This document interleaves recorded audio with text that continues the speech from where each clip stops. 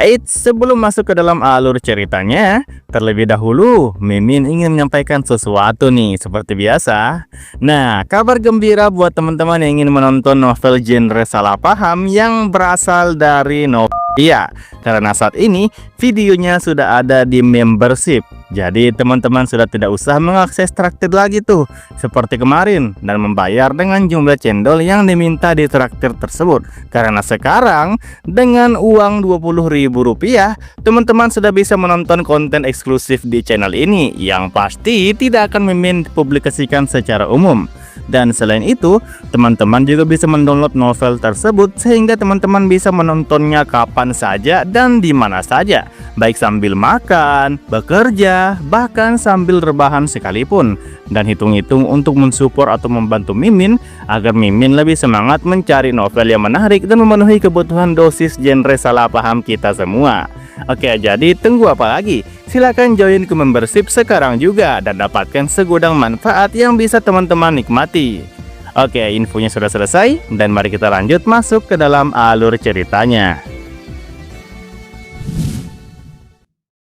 Lily terbangun tepat tengah malam di kamar asramanya. Begitu kembali ke dunia nyata, kemampuan yang sebelumnya mengalir di tubuhnya langsung menghilang, membuat perbedaan antara dunia manga dan realitas terasa semakin jelas. Ia duduk diam menatap layar laptop yang sudah gelap, pantulan wajahnya terlihat pucat dan sedikit linglung. Pusing yang tadi memenuhi kepalanya perlahan mereda, lalu seluruh kejadian di dunia manga kembali muncul di pikirannya satu persatu. Setelah lama terdiam, Lily menutupi setengah wajahnya sambil bergumam pelan dengan ekspresi rumit bahwa dirinya benar-benar seperti orang gila. Ucapan itu langsung membuat teman sekamarnya menoleh kebingungan dan membela dirinya dengan serius, mengira ada orang yang menghina Lily. Suasana konyol khas kamar asrama itu perlahan menarik kesadaran Lily kembali sepenuhnya ke dunia nyata. Ia tertawa kecil lalu mengatakan bahwa itu hanya pikiran iseng semata. Udara lembab dan dingin dari dunia manga menghilang dari indranya, digantikan suasana pengap kamar asrama. Saat Lily membuka jendela balkon untuk menghirup udara malam, suara sistem tiba-tiba terdengar, memberitahukan bahwa fungsi tambahan telah berakhir dan shop resmi ditutup. Sistem kemudian melakukan pembaruan, tetapi tidak menjelaskan apa yang sebenarnya berubah. Ketika kembali duduk, teman sekamarnya mulai khawatir dan bertanya apakah Lily sedang stres berat akhir-akhir ini. Lily mengakui bahwa dirinya memang sedikit stres, walaupun penyebabnya jelas bukan ujian kampus biasa melainkan seluruh kekacauan di dunia manga. Namun baginya semuanya masih bisa ditangani. Sekarang shop sudah tertutup dan popularity point miliknya cukup untuk bertahan sekitar setengah bulan jika ditukar menjadi survival point. Ditambah lagi, ia sangat puas dengan pengaturan perannya sendiri di dunia manga. White Moonlight yang mati cepat akan menaikkan popularitas, sedangkan villain besar yang penuh kontroversi juga akan dicintai pembaca. Menurut perhitungannya, dirinya pasti bisa bertahan hidup cukup lama. Di tengah pembicaraan itu, teman sekamarnya tiba-tiba mengajak pergi ke Comic Con minggu depan. Awalnya Lily ingin menolak, tetapi setelah dipikir-pikir, keluar jalan-jalan memang lebih baik daripada terus terkurung antara kelas, perpustakaan, dan asrama. Akhirnya ia setuju dengan syarat tidak akan cosplay. Teman sekamarnya langsung membeli tiket dengan penuh semangat, membuat Lily sadar bahwa ajakan ini kemungkinan sudah direncanakan sejak awal. Waktu berlalu cepat hingga malam update manga berikutnya tiba. Di tempat lain, Jiang Lan sedang melakukan panggilan telepon dengan sahabatnya sambil menunggu update terbaru Extreme Black and White. Jiang Lan meminta maaf karena akun doujin miliknya sebelumnya terkena ban permanen akibat karya fanfic ekstrim yang ia unggah. Bahkan akun milik sahabatnya ikut diblokir ketika dipinjamkan untuk posting ulang. Meski begitu, sahabatnya tidak terlalu peduli selama Jiang Lan terus menulis konten baru. Jiang Lan sendiri menyukai Lee, sedangkan sahabatnya lebih menyukai sosok Areng Bigshot. Karena itu Jiang Lan dengan berani membuat rare-pair ekstrim antara keduanya, dan menurutnya hasilnya sangat bagus. Tepat tengah malam, update manga terbaru muncul. Halaman berwarna pertama menampilkan sebuah tangan bersarung hitam memegang foto keluarga. Di dalam foto itu terlihat Yiming, Tang, dan seorang pemuda berambut hitam berdiri bersama di bawah sinar matahari cerah. Yiming dan Tang tersenyum sangat bahagia, sementara wajah pemuda berambut hitam tertutup cahaya putih sehingga tidak terlihat jelas. Jiang Lan langsung menganggapnya seperti foto keluarga sungguhan dan tertawa karena merasa mangaka pasti membaca forum pembaca yang sebelumnya bercanda tentang keluarga bahagia bertiga. Namun setelah memasuki isi chapter, suasana langsung berubah drastis. Pelarian Yiming dan kelompoknya mulai menemui jalan buntu. Musuh baru muncul dengan aura sangat kuat hanya dari desain wajahnya saja. Pertarungan di dalam manga digambar dengan sangat intens, sudut perspektif yang ekstrim membuat pembaca benar-benar merasakan tekanan dalam adegan itu. Jiang Lan sangat terpaku pada setiap panel, terutama ketika Tang berhasil membangkitkan kemampuan healing miliknya di tengah situasi hidup dan mati. Lalu muncul adegan Li menyelamatkan Yiming. Prisma es yang hampir menusuk mata Yiming tiba-tiba menghilang, dan dalam panel panjang terlihat Li berdiri tenang dengan profil wajah dingin dan acuh tak acuh. Jiang Lan langsung berteriak histeris menyebut Li sebagai male god miliknya karena adegan itu terlihat sangat keren. Namun kegembiraan itu perlahan berubah menjadi rasa tidak nyaman. Ketika Li mengatakan bahwa dirinya adalah bad kid sejak lahir dan bahwa dirinya tidak pernah berada di jalan yang sama dengan Yiming, Jiang Lan mulai merasa seperti melihat death flag besar. Li menolak hubungan mereka dengan dingin, bahkan mengatakan bahwa Yiming pasti akan menemukan keluarga lain yang lebih cocok, tetapi keluarga itu bukan dirinya. Jiang Lan mulai benar-benar cemas. Meski begitu, ia tetap berharap semua itu bisa dibalik karena protagonis akhirnya memutuskan kembali lagi demi menyelamatkan Li. Namun manga kemudian memperlihatkan situasi di dalam Kingtong yang telah berubah menjadi neraka es. Lantai membeku, dinding perunggu runtuh, dan dua ability user kuat mati mengenaskan tertusuk kemampuan mereka sendiri. Sosok hitam misterius berjalan santai di koridor sambil bersenandung lagu kecil. Panel-panel panjang memperlihatkan bayangan hitam yang tampak mengejar sosok lain di lorong. Atmosfernya begitu menekan dan penuh aura villain besar. Jiang Lan mulai berdebar-debar karena merasa kemunculan karakter baru ini benar-benar luar biasa. Hingga akhirnya identitas sosok itu diperlihatkan. Areng Big Shot. Di bawah hujan deras, sosok pria bertopeng setengah wajah dengan mata merah berdiri di atas tubuh Li yang sudah tidak bergerak. Hujan turun deras seperti menenggelamkan seluruh dunia, sementara Yiming runtuh dalam keputusasaan. Jiang Lan langsung menangis begitu membaca bagian itu. Ia merasa idolanya benar-benar mati dibunuh oleh karakter favorit sahabatnya sendiri. Semua fanfic keluarga bahagia yang baru saja ramai di forum seakan dihancurkan begitu saja oleh mangaka.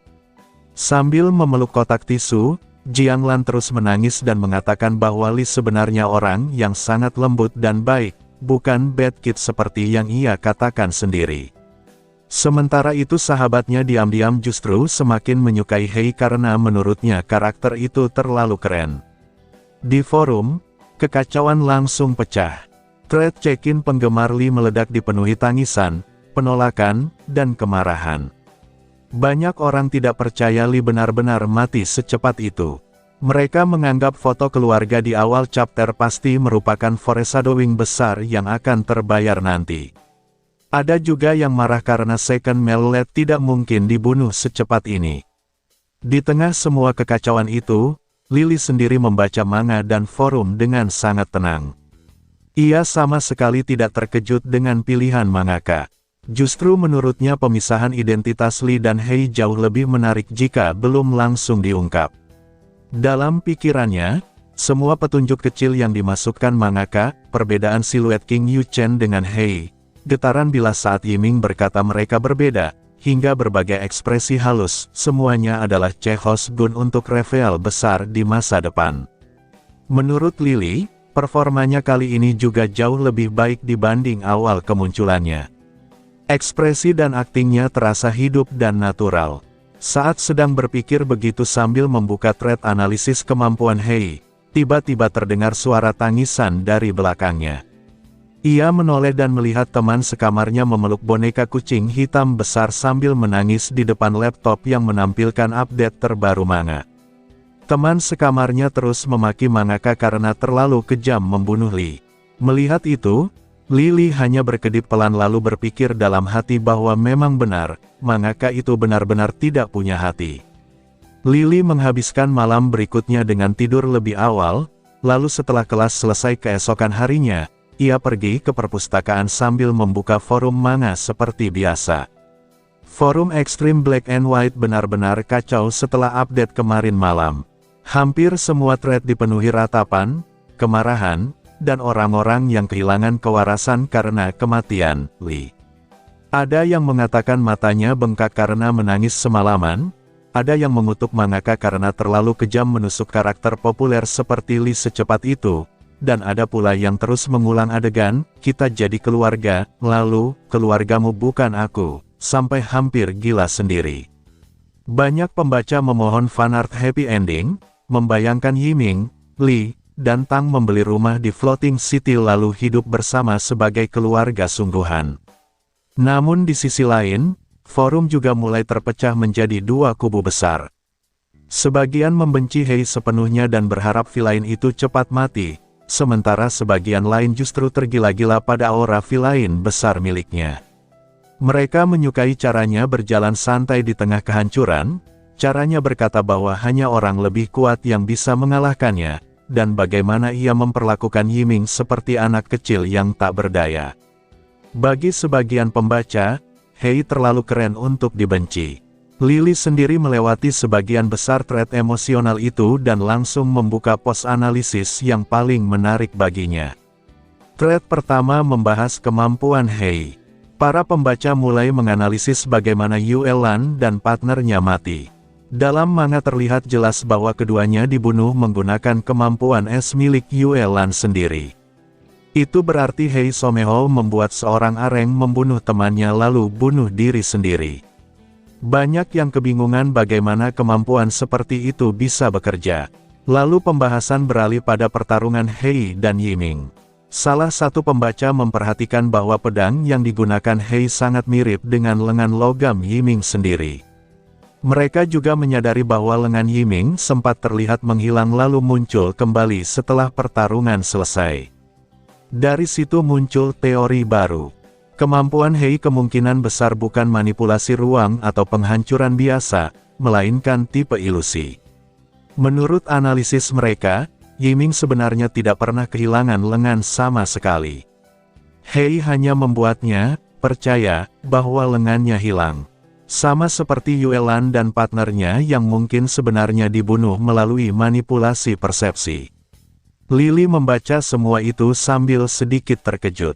Karena memang sejak awal ia sengaja mengarahkan kemampuan Hei ke arah itu. Ia tidak ingin efek asli kemampuannya mudah ditebak, terutama oleh high rank ability user di dalam cerita. Jika orang-orang percaya Hei adalah ilusionis, maka itu justru sangat menguntungkan. Di tengah banyaknya thread tentang Lee, trio protagonis, dan Hei, ada satu post kecil tentang Hua Yizi, bos organisasi Tide.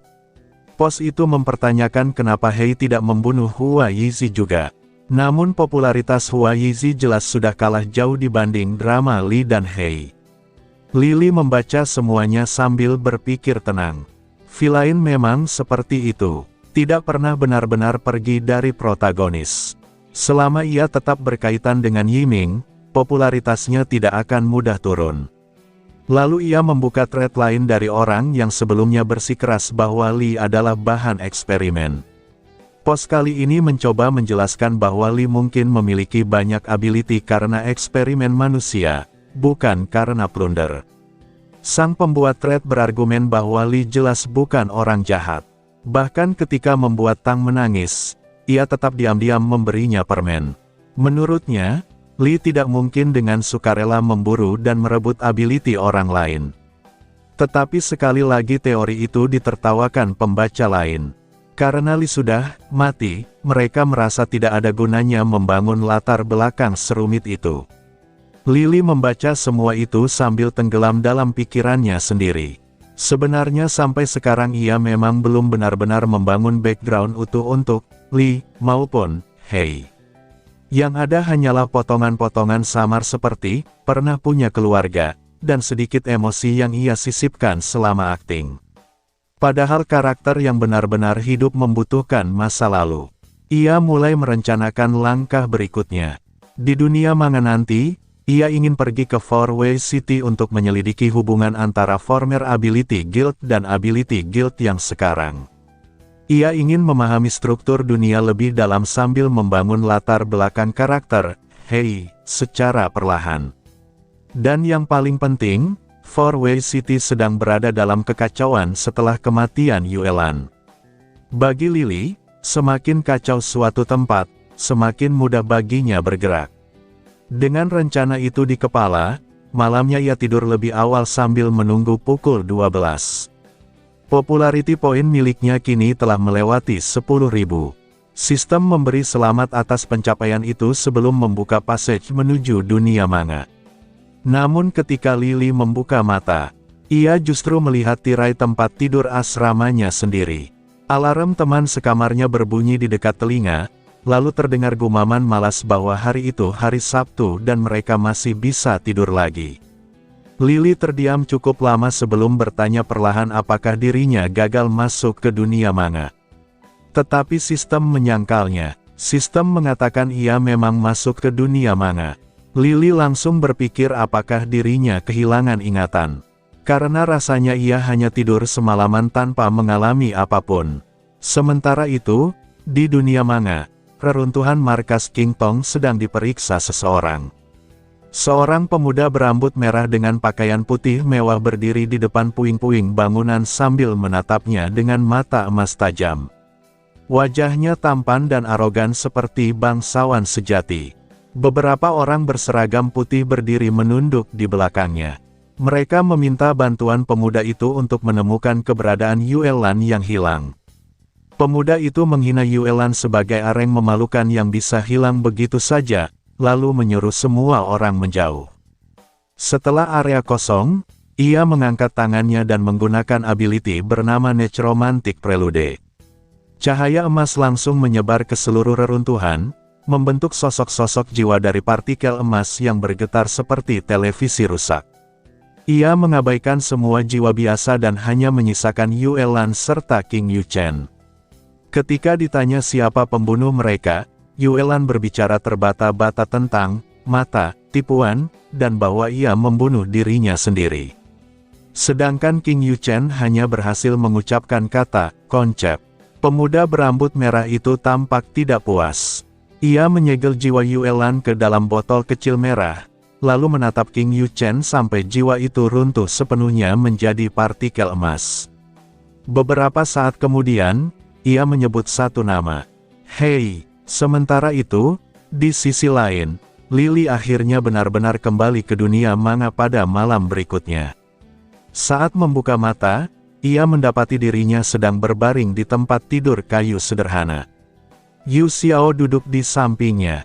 Pemuda berambut pirang itu menjelaskan bahwa Lily telah tidak sadarkan diri selama 2 hari penuh.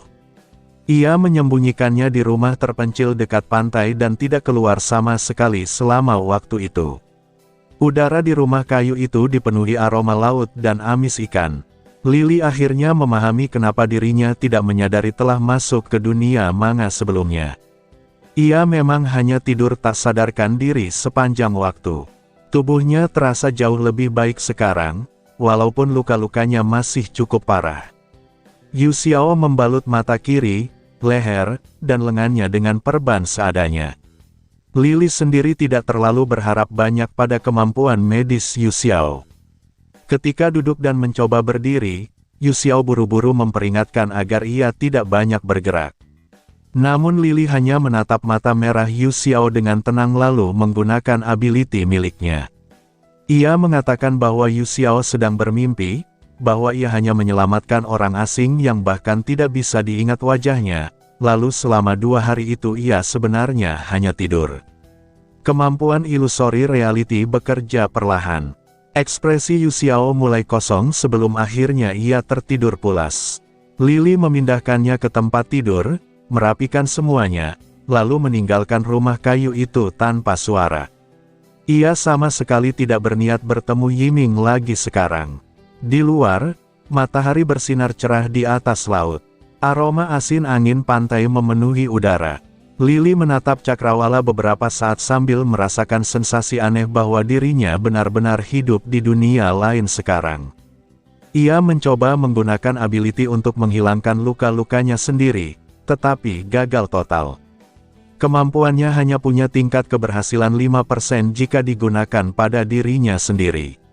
Selama dirinya percaya bahwa ia terluka, maka luka itu akan tetap ada. Akhirnya ia melepas semua perban dan mengenakan kembali half mask yang menutupi mata kirinya. Sekarang tujuan berikutnya adalah Four-Way City. Namun sebelum benar-benar meninggalkan pinggiran Jiaohuang, ia bertemu seseorang yang familiar.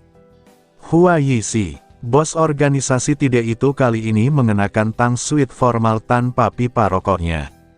Ekspresinya jauh lebih serius dibanding biasanya, dan di belakangnya berdiri orang-orang yang dulu pernah Lily temui di kedai sarapan. Lily langsung meningkatkan kewaspadaan.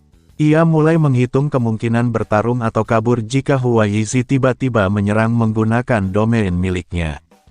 Tetapi tepat ketika Lily bersiap menghadapi kemungkinan buruk, Hua Yixi bergerak. Ia memimpin semua orang di belakangnya berlutut dengan satu kaki di depan Lily. Dengan kepala tertunduk hormat, Hua Yixi berkata bahwa mereka, agen Tide di Jiaohuang, dengan sungguh-sungguh meminta Lily menjadi pemimpin mereka. Lily hanya bisa diam sambil memunculkan dua tanda tanya besar dalam pikirannya. Apa-apaan ini? Hua Yixi merasa gelisah. Ia takut pada pemuda di hadapannya, tetapi pada saat yang sama, untuk alasan yang bahkan sulit dijelaskan, ia juga mempercayainya sepenuhnya. Selama 2 hari terakhir, Hua Yixi terus mencari keberadaan pemuda itu. Setelah kekacauan besar yang menghancurkan King Tong, sosok tersebut menghilang tanpa jejak. Baru hari ini ia memperoleh kabar tentang lokasinya dan segera datang bersama bawahannya. Namun saat benar-benar berdiri di depan orang itu, rasa takut kembali muncul dalam hati Hua Yixi. Ia tidak pernah melupakan malam di kasino. Kala itu ability miliknya tidak berguna sama sekali. Ruang domain yang seharusnya hanya bisa ia kuasai diterobos begitu saja, dan killing intent milik pemuda itu masih terpatri kuat di kepalanya sampai sekarang. Tatapan di balik kacamata hitam itu terasa seperti kegelapan yang mampu menelannya hidup-hidup kapan saja. Kini, ketika pemuda berambut hitam itu melepas kacamata hitamnya dan mata hitam legam itu menyapu ringan ke arahnya, Hua Yixi kembali merasakan sensasi yang sama. Seolah seekor monster sedang menilai apakah dirinya layak dibiarkan hidup. Pemuda itu mengenakan topeng perak putih dan berdiri di bawah cahaya matahari, tetapi seluruh auranya terasa seperti bayangan malam yang tidak cocok berada di siang hari. Dengan nada santai namun menekan, ia mengulang kata-kata Hua Yixi sebelumnya. Tide, pemimpin. Setiap nada bicara dan setiap kata yang keluar dari mulutnya membuat Hua Yixi merasakan tekanan luar biasa. Karena Hua Yixi tahu apa yang telah terjadi di Jiaohuang sejak orang ini muncul.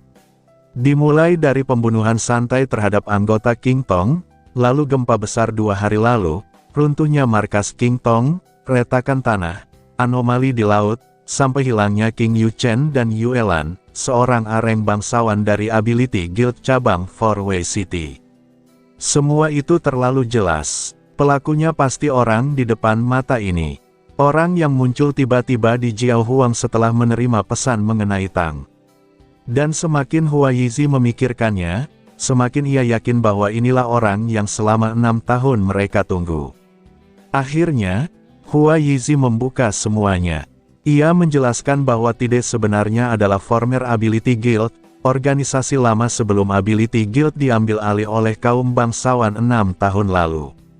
Menurut ramalan nabi organisasi mereka, tahun ini mereka akan bertemu seorang pemimpin yang akan menyatukan kembali mereka, menghancurkan kekuasaan bangsawan dan kekaisaran, serta membawa kemenangan bagi semua orang tertindas. Pemimpin itu diramalkan akan menyelamatkan gadis yang ditahan King Tong. Pemimpin itu kuat, bijaksana, tidak akan mengkhianati keyakinan mereka, dan mampu memimpin mereka menuju masa depan.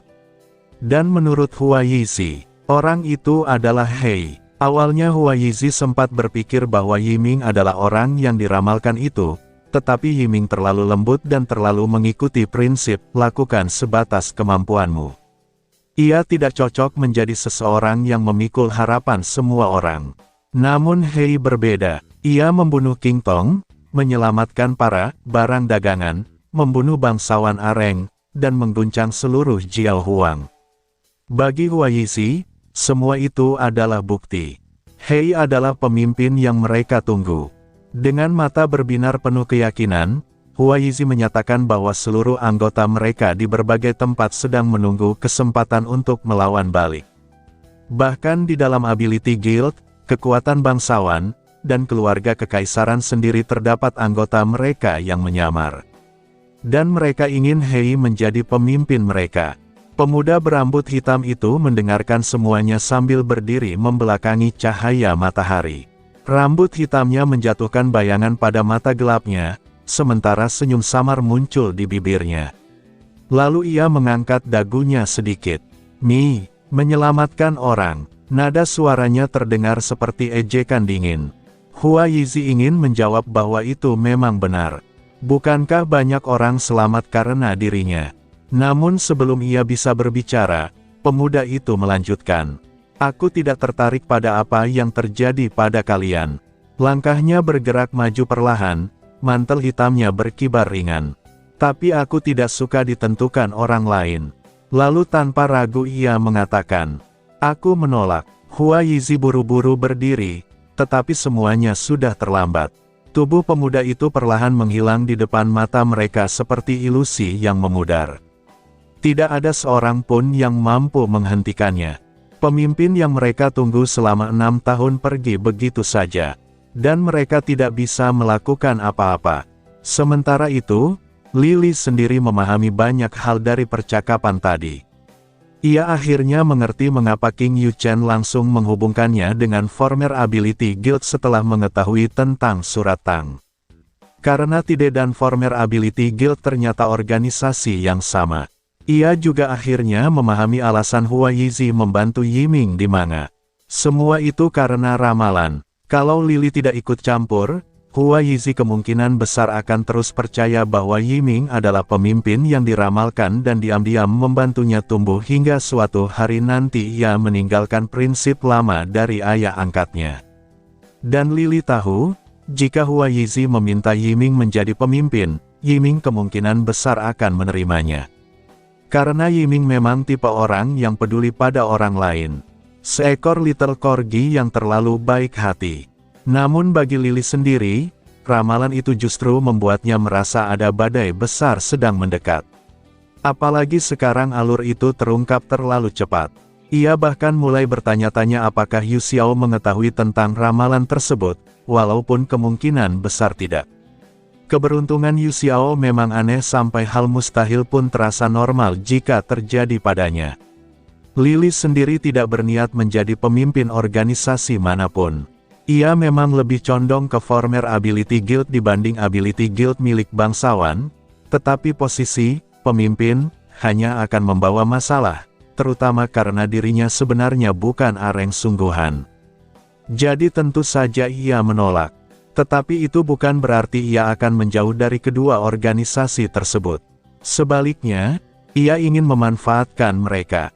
Karena saat ini fokus utamanya tetap sama.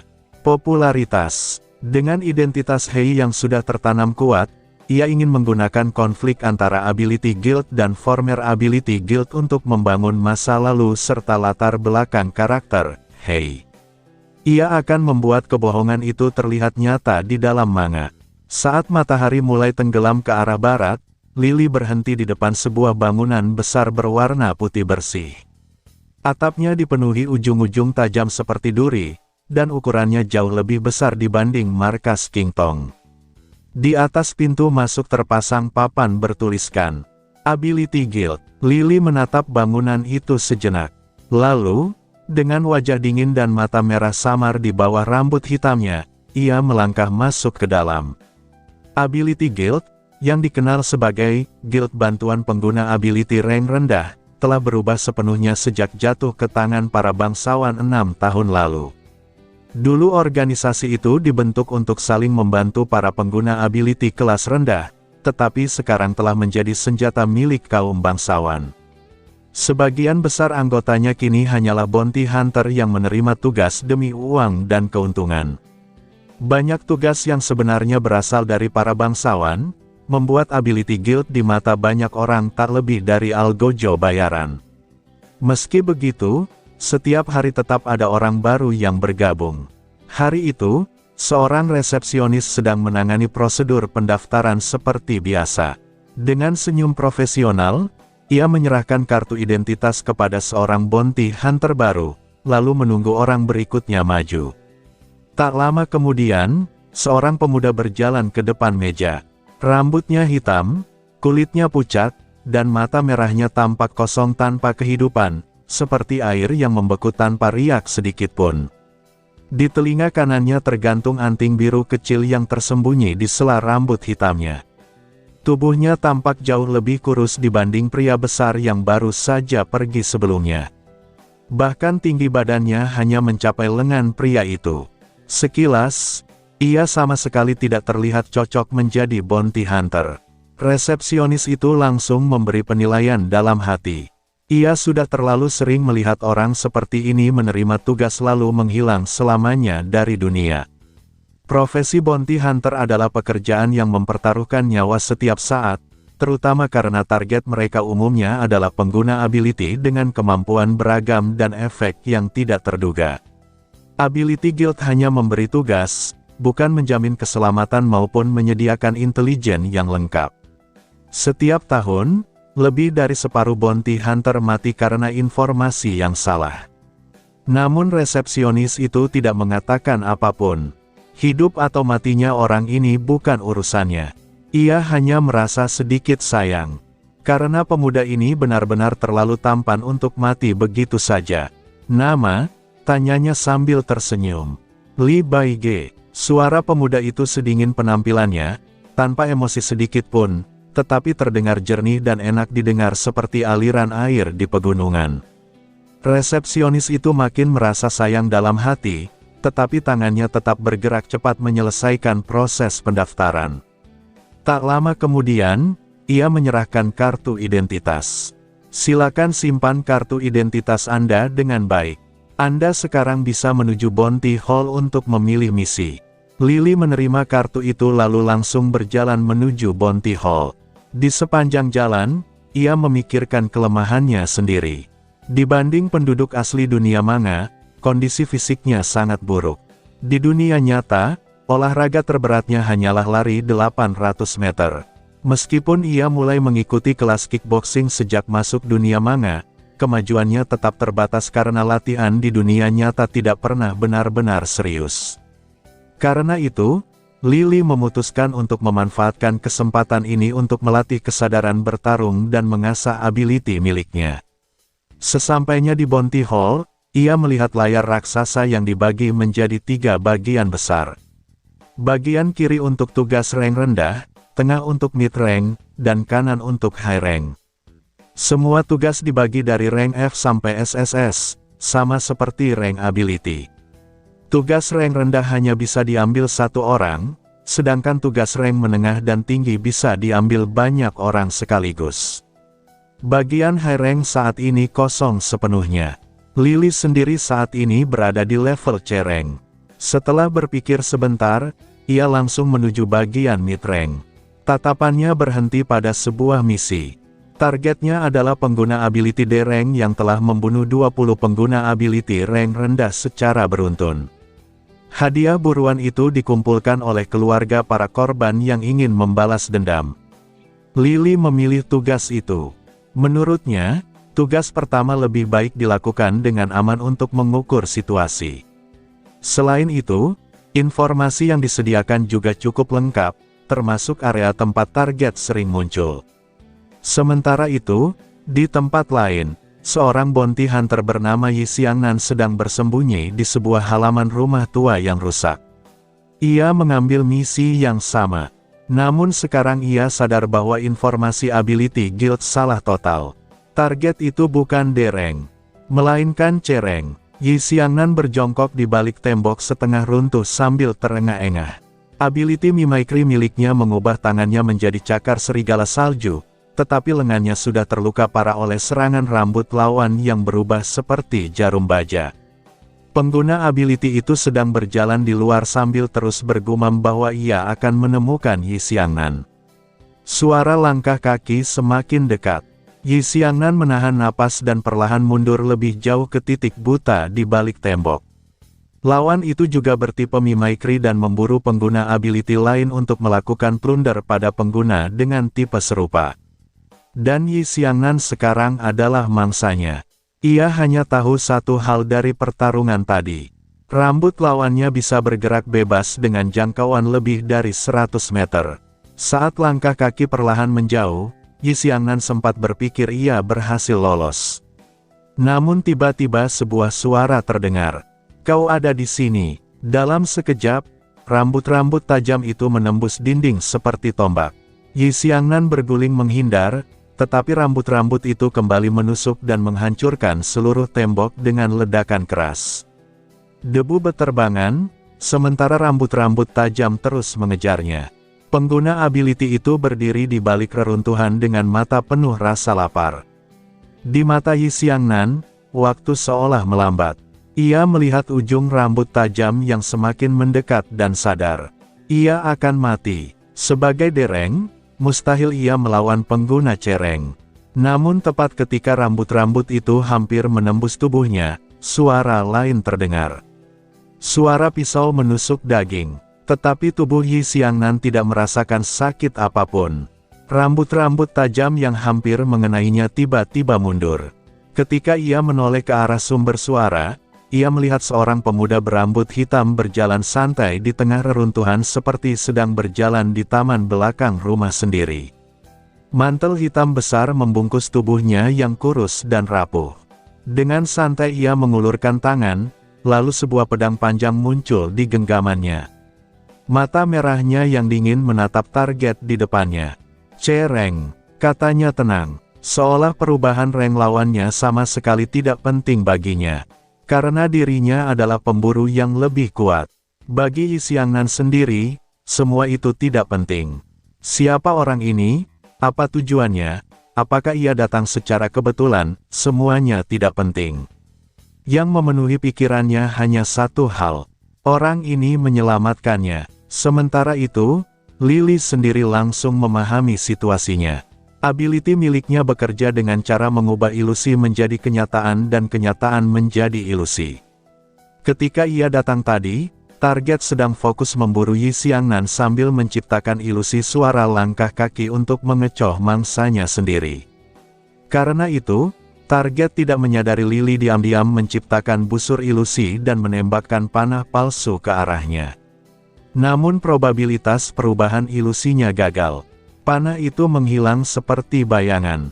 Dan saat itulah Lily sadar bahwa informasi ability guild salah. Target ini adalah Cereng. Rencananya berantakan lagi. Tetapi Lily merasa dirinya sudah terbiasa menghadapi situasi seperti itu. Ia langsung melempar belati sungguhan dengan gerakan santai, lalu pada saat bersamaan menciptakan ilusi di depan lawan sehingga terlihat seolah-olah belati itu muncul begitu saja dari udara. Seperti yang ia duga, lawannya langsung salah paham. "Spell type," katanya dengan nada tidak tertarik sambil melihat pedang di tangan Lily. Karena mimicry type tidak bisa menciptakan benda dari ketiadaan. Hanya spell type yang bisa melakukan itu. Lily menahan senyum di balik wajah dinginnya. Karena saat lawan benar-benar mempercayai ilusinya, ilusi itu berubah menjadi kenyataan. Dalam sekejap, 10 pedang panjang muncul mengelilinginya. Lily berdiri di tengah pedang-pedang itu dengan ekspresi dingin. "Cereng?"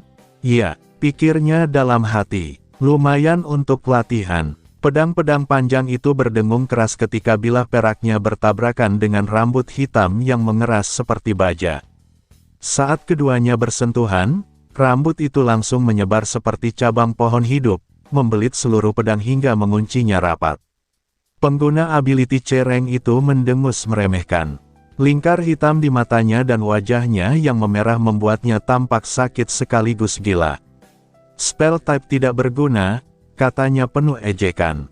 Pada saat yang sama, rambut hitamnya melonjak liar seperti kawanan belalang, membentuk gelombang besar yang menusuk ke arah Lily. Di sisi lain, Yi Xiangnan yang bersembunyi di dekat reruntuhan langsung mengepalkan tangan karena gugup. Namun tak lama kemudian ia sadar kekhawatirannya tidak perlu.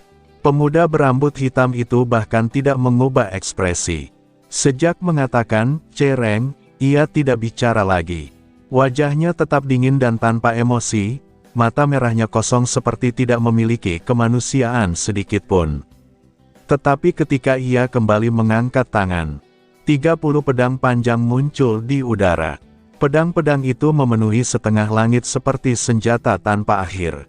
Dengungan logamnya terdengar seperti gemuruh petir yang memaksa masuk ke telinga semua orang. Dengan satu lambaian santai, seluruh pedang melesat maju seperti kilat, langsung tiba di depan pengguna ability itu. Gerakannya seperti ikan yang berenang liar, seperti kawanan burung migrasi yang membelah cakrawala.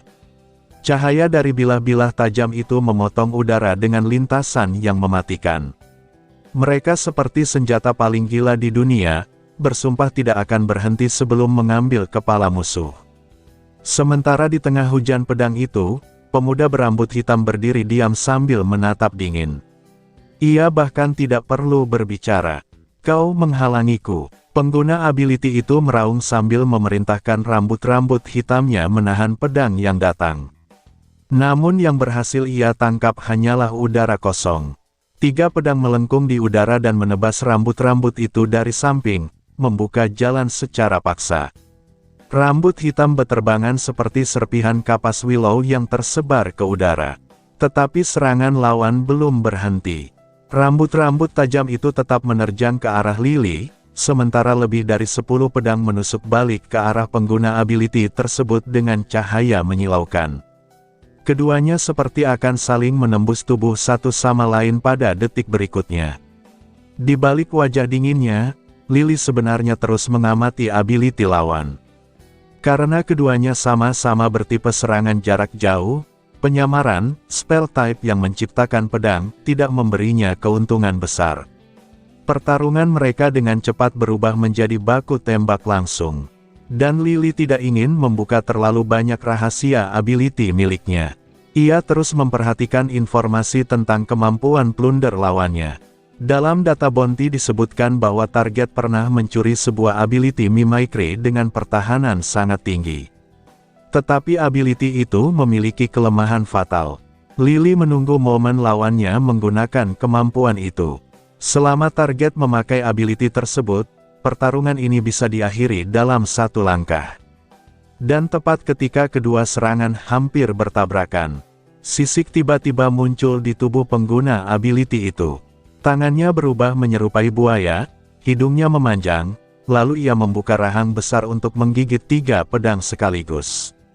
Pada saat yang sama, rambut-rambut tajam yang hampir mengenai Lily tiba-tiba menghilang. Karena seseorang hanya bisa memakai satu ability pada satu waktu, target memilih bertahan dan melepaskan serangannya. 10 pedang lainnya menghantam sisik keras di tubuhnya dan memercikkan cahaya seperti petir. Krek, 3 pedang yang digigit terdengar retak. Pengguna ability itu mendengus dingin. Kau tidak bisa menembus pertahananku. Namun tepat pada saat itu, 2 pedang baru tiba-tiba muncul dari samping dan langsung menusuk kedua matanya. Ia bahkan tidak sempat bereaksi. Kelemahan ability buaya itu memang ada pada mata. Begitu matanya terluka, efek samping ability langsung aktif. Keinginan bertarungnya runtuh seketika dan naluri melarikan diri memenuhi pikirannya. Ability cacat, ia meraung marah. Karena plunder memang tidak pernah bisa memberikan ability yang sempurna seperti Bloodline Inheritance. Ability yang dicuri selalu memiliki batasan tambahan atau penurunan rank. Dalam keadaan panik, ia mencoba mencabut pedang dari matanya. Tetapi sebelum ia sempat bergerak, 6 pedang lain sudah muncul di hadapannya. Suara tusukan berat terdengar berturut-turut. Tubuh pengguna ability C-rank itu jatuh berlutut sebelum akhirnya roboh ke tanah. Sepanjang pertarungan, Lily bahkan tidak bergerak satu langkah pun. Mata merahnya hanya menatap dingin tanpa emosi, seolah kemenangan itu sama sekali tidak berarti. Tatapannya hanya berisi targetnya sendiri. Tak ada ruang untuk siapapun lain. Bahkan Yi Xiangnan yang baru saja diselamatkannya pun seperti tidak meninggalkan jejak sedikit pun di mata merah itu. Yi Xiangnan menatap kosong sosok di depannya. Baru sekarang ia sadar sesuatu. Mengapa pemuda itu tidak bertahan tadi? Mengapa ia memilih terus menyerang? Jawabannya perlahan muncul di pikirannya. Pemuda itu sendiri seperti pedang. Tajam, tak bisa dihentikan, dan benar-benar gila. Setelah target mati, Lily tetap mempertahankan ekspresi dinginnya. Ia tahu masih ada seseorang yang bersembunyi di sekitar sini. Keluar, katanya singkat. Persona baru yang ia bangun kali ini adalah tipe dingin dan pendiam. Ia sudah bosan memainkan karakter yang terlalu dekat dengan orang lain. Sekarang ia ingin menjadi lone wolf sepenuhnya. Ketika Yi Xiangnan mendengar panggilan itu, ia ragu-ragu sebelum akhirnya muncul dari balik tembok dengan takut-takut. Big Shot, memanggil saya. Ia jelas ketakutan, tetapi rasa hormat dan rasa terima kasihnya jauh lebih besar. Lily mengangkat tangan menunjuk mayat target. Gerakan kecil itu langsung membuat Yi Xiangnan refleks menunduk ketakutan, mengingat bagaimana tadi Lily cukup mengangkat tangan untuk memunculkan hujan pedang. Lily segera memahami reaksinya. Tetapi ia tidak peduli. Menjadi ditakuti justru lebih baik. Bawa dia, ikut aku, katanya dingin. Tanpa memberi kesempatan menolak, ia langsung berjalan pergi. Dan seperti yang ia duga, Yi Xiangnan benar-benar menurut. Ia memanggul mayat pengguna ability C-rank itu dan mengikuti Lily sepanjang hari tanpa banyak bicara. Mereka terus bergerak hingga malam sambil menyelesaikan lebih dari 10 bounty. Saat kembali ke Ability Guild untuk menyerahkan hasil, bahkan resepsionis tampak kaku ketika menyambut Lily. Selamat atas penyelesaian bounty. Apakah ada kebutuhan lain? Di sekitar mereka, para bounty hunter lain mulai berbisik. Sudah berapa kali dia kembali hari ini? Semua bounty mid-rank selesai. Sejak kapan monster seperti ini muncul? Namun kali ini Lily hanya menjawab pendek.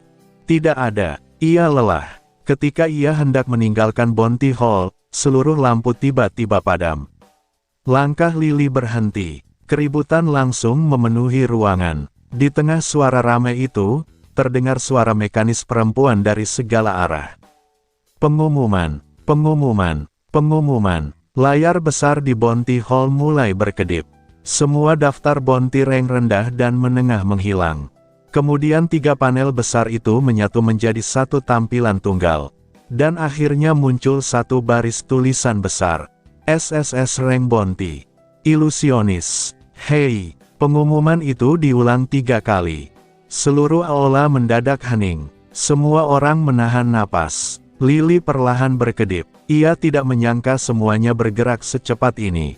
Ia lebih tidak menyangka lagi bahwa Ability Guild akan mengumumkannya secara publik. Jelas sekali organisasi itu sendiri tidak benar-benar bersatu. Beberapa detik kemudian aula meledak dalam keributan. SSS Rank. Kalau berhasil menyelesaikannya, Commoner bisa langsung naik jadi bangsawan. Yi Xiangnan bahkan ikut berseru penuh semangat. Lily menatap layar besar itu sambil melihat deskripsi dirinya sendiri. Konsep type ilusionis. Hei, ia hampir bisa mendengar suara masalah yang akan terus mengejarnya tanpa akhir. Banyak orang akan mengambil bounty ini. Tanyanya santai. Yi Xiangnan terkejut karena itu pertama kalinya Lily bertanya sesuatu padanya. Namun jawabannya sederhana. Status atau nyawa. Kebanyakan orang tentu memilih nyawa. Sesreng bukan sesuatu yang bisa disentuh sembarang orang. Hanya orang gila yang mau mempertaruhkan hidup demi kesempatan itu. Tetapi sebelum Yi Xiangnan sempat menjawab, ia mendengar Lily bergumam pelan sambil menatap layar. Bagaimanapun juga, orang yang akan menang pada akhirnya adalah aku. Suaranya pelan, namun terdengar sangat jelas. Seolah Bounty Sesreng itu sendiri hanyalah mangsa miliknya. Yi Xiangnan tanpa sadar mundur satu langkah. Ia merasa penilaiannya benar sejak awal. Pemuda ini benar-benar gila. Ia seperti sebilah pedang yang pada akhirnya pasti akan menembus dada seseorang. Entah dada musuhnya, atau dadanya sendiri. Tengah malam tiba, dan Lily kembali ke dunia nyata. Karena terlalu lelah setelah seharian bertarung, ia langsung menarik selimut dan tidur tanpa memedulikan apapun. Keesokan paginya, sambil masih berbaring di tempat tidur, ia membuka manga yang baru saja update. Chapter kali ini langsung melanjutkan setelah pertarungan sebelumnya. Yiming ditemukan oleh Tang dan Hua Yizi di reruntuhan King Tong. Hujan masih turun deras. Saat Yiming membuka mata, hal pertama yang ia rasakan adalah air menetes ke wajahnya. Tetapi itu bukan hujan, itu adalah air mata Tang. Gadis kecil bermata hijau zamrud itu berdiri di sampingnya sambil menangis ketakutan, memegang tangannya dan menggunakan ability penyembuhan miliknya. "Bangun, kakak." Namun reaksi pertama Yiming setelah sadar hanyalah menatap langit yang dipenuhi warna pelangi dengan mata kosong. Lalu dengan suara parau ia berkata, "Maaf, aku tidak bisa membawa Li kembali." Hujan matahari masih turun perlahan di atas reruntuhan King Tong, sementara pelangi di cakrawala tampak begitu indah hingga terasa tidak nyata, seperti gelembung rapuh yang bisa pecah kapan saja. Yiming terbaring diam di atas batu-batu runtuh sambil menatap kosong ke langit. Air hujan jatuh mengenai wajahnya, bercampur dengan air mata Tang yang duduk di sampingnya sambil menggenggam tangannya erat-erat dan terus menggunakan ability penyembuhannya. Namun bahkan dengan luka tubuh yang perlahan pulih, hati Yiming terasa hancur total. Dengan suara serak ia berkata bahwa Li sebenarnya hampir berhasil melarikan diri. Andai Hei tidak mengejarnya, Li pasti bisa kabur dari tempat itu. Kata-kata itu keluar seperti tusukan yang diarahkan pada dirinya sendiri. Ia terus mengulang bahwa semua itu terjadi karena dirinya pergi, karena ia mengingkari janji dan meninggalkan Li sendirian. Di dalam pikirannya, ia membayangkan betapa putus asanya Li pada saat terakhir itu, dan setiap bayangan tersebut terasa seperti merobek jantungnya sedikit demi sedikit. Tang mulai menyalahkan dirinya sendiri sambil menangis, merasa bahwa dirinya hanyalah beban yang menyeret semua orang ke dalam tragedi itu. Namun Yiming menolak menyalahkannya. Wajah mudanya perlahan berubah, seolah dalam beberapa hari saja ia dipaksa tumbuh dewasa. Ia mengatakan bahwa Buyan tidak salah dan Tang juga tidak salah, tetapi dirinya sendirilah yang salah. Ia sadar bahwa selama ini ia terlalu berpegang pada ajaran untuk hanya melakukan apa yang mampu ia lakukan. Ia sadar bahwa ketika meninggalkan Li demi keselamatan dirinya sendiri, ia sebenarnya sudah mengkhianati perasaannya sendiri. Dengan mata yang kosong namun penuh kepedihan, ia berkata bahwa ia tidak boleh lagi meninggalkan siapapun demi menyelamatkan dirinya sendiri. Kalau saja ia tetap tinggal saat itu, mungkin Li tidak akan mati. Kesadaran itu mengubah sesuatu di dalam dirinya. Anak laki-laki yang selama ini ragu-ragu perlahan mulai berubah menjadi seseorang yang memilih menanggung semuanya meski harus menghancurkan dirinya sendiri. Di luar manga, para pembaca kembali hancur secara emosional. Forum dipenuhi ratapan tentang Li, tentang Yiming, dan tentang bagaimana Hei telah menghancurkan keluarga kecil yang hampir terbentuk. Banyak yang berkata bahwa mereka lebih rela Yiming tetap menjadi little corgi yang naif daripada tumbuh dewasa dengan cara seperti ini. Sementara itu, Lily yang membaca manga sambil setengah mengantuk hanya memikirkan satu hal, Li sebenarnya masih hidup dengan baik di Four Way City sambil memainkan persona baru yang dingin dan tertutup. Beberapa hari berlalu di dalam cerita. Karena luka di tangannya, Yiming tinggal sementara di kasino milik Hua Yizi untuk memulihkan diri.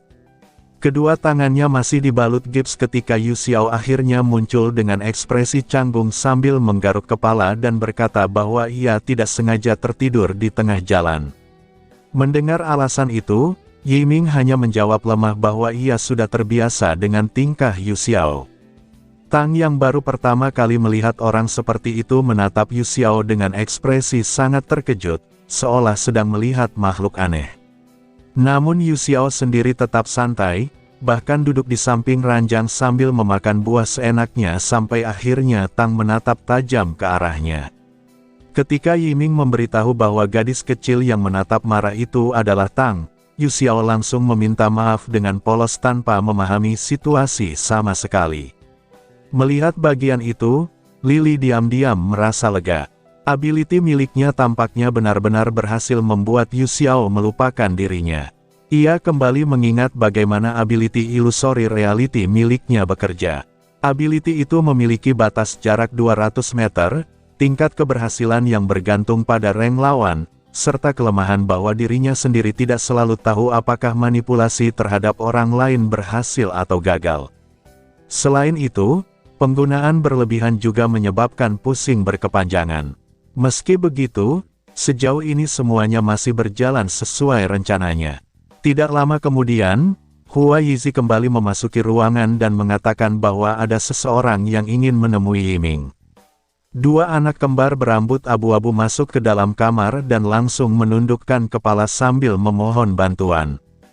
Begitu mendengar kata, "Tolong bantu kami," ekspresi lelah di wajah Yiming langsung menghilang. Kedua anak itu menjelaskan bahwa mereka berasal dari sebuah institut penelitian tempat mereka dijadikan bahan eksperimen. Mereka berhasil melarikan diri, tetapi sekarang masih diburu oleh para peneliti. Karena itulah mereka meminta perlindungan Yiming. Yu Xiao langsung menolak ide itu. Menurutnya mereka hanyalah low rank dan mustahil melawan sebuah institut penelitian yang jelas memiliki kekuatan besar di belakangnya. Namun sebelum Yu Xiao selesai bicara, Yiming sudah mengangguk dan menerima permintaan mereka tanpa ragu. Anak laki-laki itu bahkan berkata dengan yakin bahwa dengan bantuan Yiming mereka pasti bisa menghancurkan institut tersebut. Kata, "menghancurkan," langsung membuat Lily mengernyit. Ia mengenali kedua anak kembar itu. Mereka adalah saudara yang dulu ia lihat sedang diburu anggota King Tong ketika dirinya makan xiaolongbao isi cumi dan daging babi. Secara logika, mereka seharusnya sudah aman setelah King Tong runtuh. Namun sekarang mereka justru muncul membawa masalah baru yang jauh lebih besar. Kecurigaan Lily semakin kuat ketika institut yang dimaksud ternyata berada di Four-Way City. Ia sampai berhenti membaca beberapa saat karena merasa kebetulan ini terlalu sempurna. Manga kemudian mulai memperlihatkan situasi Four-Way City secara lebih mendalam. Kota itu penuh dengan ability guild, organisasi bawah tanah, institut penelitian, para bangsawan, dan bounty hunter yang berkeliaran di mana-mana. Ketika bagian bounty hunter diperlihatkan, sebuah siluet yang sangat familiar muncul di panel manga. Sosok itu berdiri dengan aura dingin, dikelilingi bayangan pedang panjang. Di sampingnya tertulis bahwa ia adalah seorang bounty hunter yang menjadi gila demi mencapai tujuannya sendiri. Melihat kemunculan identitas barunya di manga secepat itu, Lily hanya bisa menghela napas sambil berkata dalam hati bahwa sistem benar-benar terlalu memanjakannya. Semakin ia terlibat dalam dunia manga, semakin ia merasa ada semacam kekuatan tak terlihat yang terus mendorong dirinya masuk lebih dalam ke pusat cerita. Di akhir chapter, Yiming akhirnya meninggalkan kasino bersama si kembar. Saat membuka pintu, sesaat ia merasa melihat sosok Li berdiri di bawah cahaya matahari. Pemuda berambut hitam itu membelakanginya sebelum sedikit menoleh, seolah diam-diam menunggunya terus berjalan maju. Yiming menatap ilusi itu dengan mata penuh tekad. Di dalam hatinya, ia berjanji bahwa dirinya tidak akan meninggalkan siapapun lagi. Ia memanggil nama Li untuk terakhir kalinya di dalam pikirannya, lalu melangkah melewati bayangan itu menuju cahaya matahari di luar. Sementara para pembaca kembali menangis melihat bagaimana Li kini hanya tersisa sebagai bayangan yang mendorong Yiming untuk terus maju, Lily sendiri justru perlahan bangkit dari tempat tidurnya di dunia nyata sambil memikirkan satu hal. Malam nanti, Yiming akan datang ke Fourway City.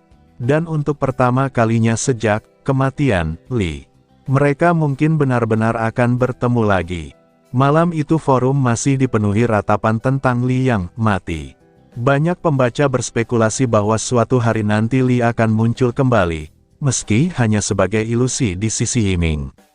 Beberapa orang mengaku tidak peduli bagaimana caranya selama karakter itu kembali, sementara yang lain masih terus menangisi bagaimana Lee hampir berhasil kabur dari King Tong sebelum Hei mengejarnya. Di mata para pembaca, tragedi itu terasa semakin menyakitkan karena Lee hanya selangkah lagi mendapatkan kehidupan baru bersama Yiming dan Tang di Floating City. Mereka membayangkan ketiganya membeli permen bersama, hidup seperti keluarga kecil yang hangat, lalu semua itu dihancurkan begitu saja oleh Hei. Kebencian terhadap Hei semakin besar dari hari ke hari, dan hampir setiap thread penuh dengan kutukan agar villain itu segera mati. Sementara forum dipenuhi tangisan dan amarah, Lily sendiri duduk santai di kamar domnya sambil membaca semua komentar itu. Teman sekamarnya baru saja kembali dan langsung berteriak bahwa autor manga itu tidak punya hati karena terus menyiksa karakter yang sudah mati. Lily yang sebenarnya masih hidup hanya bisa menghibur dengan santai, mengatakan bahwa manga modern suka membangkitkan karakter populer, jadi mungkin Lee masih akan kembali nanti. Meski begitu, teman sekamarnya tetap menangis sambil memeluknya erat, seolah Lily adalah pengganti langsung dari karakter yang mereka tangisi. Setelah suasana agak tenang dan teman sekamarnya tidur, Lily kembali membuka forum dan membaca thread-thread lain tentang Hei. Sebagian besar pembaca membenci Hei sepenuhnya. Mereka menganggap Hei hanyalah monster yang mempermainkan low rank seperti Yiming, seseorang yang merendahkan idealisme Little Corgi dan menginjak-injak nyawa orang lain. Namun di sisi lain, para penggemar power scaling justru semakin terobsesi dengannya. Mereka membahas bagaimana Hei sendirian menghancurkan seluruh pihak kuat di Arc Jiaohuang, bahkan membunuh Areng dengan sangat cepat. Banyak yang mulai menerima teori bahwa Hei sebenarnya adalah ilusionis dengan kemampuan konsep yang aneh dan sulit dipahami. Bagi Lily, semua itu tidak terlalu mengejutkan. Ia sudah menduga informasi tentang Hei akan bocor cepat dari former ability guild ke ability guild. Yang membuatnya sedikit heran hanyalah seberapa cepat bounty rank itu diumumkan secara publik. Di tengah berbagai thread, Lily menemukan sebuah doujin heretical yang memasangkan Hei dan Lee dalam hubungan aneh antara pembunuh dan korban. Gambar itu menunjukkan Hei memegang dagu Lee dengan ekspresi santai penuh dominasi, sementara Lee yang berdarah tetap menatap dingin ke arah Hei. Kualitas gambar itu sangat bagus hingga Lily sendiri tanpa sadar mengagumi wajah-wajah yang ia ciptakan. Ia sama sekali tidak merasa terganggu dengan sip aneh semacam itu. Baginya, semua itu hanyalah hubungan antara karakter manga, bukan dirinya yang asli. Bahkan ia dengan santai menyimpan gambar tersebut lalu mengirimkannya ke teman sekamarnya, yang langsung menjerit histeris dari atas tempat tidur karena terlalu tampan. Reaksi itu membuat Lily sangat puas dengan ability miliknya. Ia tidak perlu membeli disguise item mahal dari sistem shop hanya untuk terlihat keren. Malam semakin larut hingga akhirnya sistem aktif kembali. Popularity point miliknya kini telah mencapai angka yang jauh lebih tinggi dibanding sebelumnya. Saat sistem membuka passage menuju Manga World, sebuah pemberitahuan baru muncul. Kali ini sistem memintanya memilih lokasi kemunculan. Lily sedikit terkejut karena akhirnya update sistem itu menunjukkan kegunaan nyata. Ia memilih lokasi yang sama seperti sebelumnya, lalu kembali muncul di jalanan Fourway City dengan mantel hitam berkibar di udara malam. Saat berdiri di tengah kota itu, sebuah ide besar tiba-tiba muncul di kepalanya. Ia mulai memikirkan cara agar Hei bisa terus muncul di tengah perburuan besar-besaran seluruh kota bahkan seluruh empire tanpa pernah tertangkap. Namun sebelum itu, ia memutuskan fokus pada latihan tempur dan investigasi Twin Bond terlebih dahulu. Ia benar-benar tidak mau terus menjadi physical weakling yang hanya bisa terengah-engah saat diseret Yiming untuk kabur. Satu hari kemudian di Manga World, reputasi Li Baige mulai menyebar di kalangan bounty hunter. Resepsionis Ability Guild yang melihatnya datang kembali hampir gemetar saat menerima identification card miliknya. Selama 2 hari terakhir, pemuda berambut hitam itu menyelesaikan bounty tanpa henti dengan tingkat keberhasilan 100%. Penampilannya memang tampak rapuh dan kurus, jauh dari kesan bounty hunter kuat, tetapi cara kerjanya benar-benar seperti monster. Banyak orang mulai menjulukinya, The Tireless Madman. Lily sendiri memanfaatkan illusory reality untuk mengurangi rasa lelah fisiknya, membuatnya bisa terus bergerak tanpa istirahat panjang. Di tengah pencarian tas baru, seorang pria gemuk berkacamata bernama Le Kaile menghampirinya lagi. Orang itu adalah informan yang beberapa kali memberinya informasi selama berada di Four-Way City.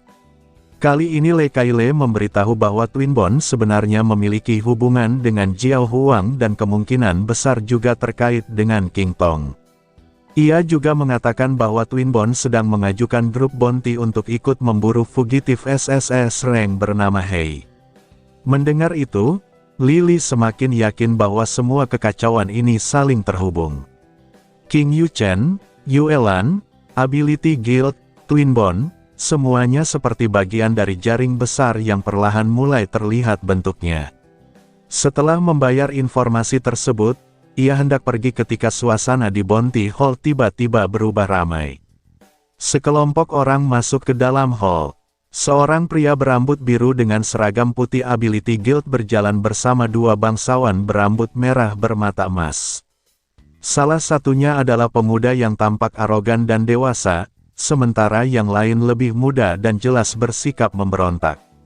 Dari percakapan mereka, Lily langsung menyadari bahwa pembicaraan itu berkaitan dengan dirinya, lebih tepatnya, dengan Bounty Hei. Pria berambut biru memancing percakapan tentang bagaimana memburu fugitif SSS rank bisa menjadi kehormatan besar bagi klan mereka. Pemuda bangsawan itu tampaknya ingin adiknya membawa pengawal keluarga, tetapi anak laki-laki itu malah menyapu pandangan ke seluruh Bounty Hall sebelum matanya berhenti tepat pada Lily yang sedang berjalan melewati mereka. Tanpa ragu sedikit pun, anak bangsawan itu menunjuk langsung ke arahnya. Aku mau membawa dia. Lily terdiam beberapa detik. Ia benar-benar merasa dunia ini terlalu lucu. Bangsawan itu baru saja memilih fugitif SSS rank yang sedang diburu seluruh Empire sebagai rekan satu timnya sendiri. Di forum, para pembaca masih terus memperdebatkan kemungkinan Li kembali suatu hari nanti. Banyak yang mengatakan bahwa sekalipun Li hanya muncul sebagai ilusi di sisi Yiming, mereka tetap akan menerimanya. Yang lain masih menangisi bagaimana Li hampir berhasil kabur dari King Tong sebelum semuanya dihancurkan oleh Hei. Nama Hei sendiri kini menjadi pusat kebencian besar di fandom. Para penggemar Yiming dan Li menganggapnya monster yang mempermainkan low rank, menghancurkan harapan protagonis, dan menginjak-injak kehidupan orang lain demi kesenangannya sendiri. Namun di sisi lain, para penggemar villain dan power scaling justru semakin mengaguminya. Mereka membahas betapa absurd kekuatan Hei, bagaimana ia menghancurkan seluruh pihak kuat di Jiao Huang seorang diri, bahkan membunuh Areng tanpa kesulitan berarti. Sementara forum masih dipenuhi perang komentar, Lily kembali memasuki Manga World dan melanjutkan aktivitasnya di Four-Way City sebagai bounty hunter bernama Li Baige. Saat itu ia sedang berada di Ability Guild ketika seorang anak bangsawan berambut merah tiba-tiba memilihnya sebagai partner untuk memburu fugitif SSS rank Hei. Pemuda bangsawan yang lebih tua tampak hampir muntah darah karena marah melihat keputusan adiknya, tetapi bocah itu tetap bersikeras. Ia langsung menghampiri Lily dan bertanya apakah ia mau menerima pekerjaan itu karena uang bukan masalah. Lily menatap wajah para bangsawan itu sebentar lalu mengangguk tenang. Ia memang sedang mencari cara mendekati kalangan bangsawan tanpa perlu susah payah membangun reputasi dari nol. Kesempatan seperti ini tentu tidak mungkin ia tolak.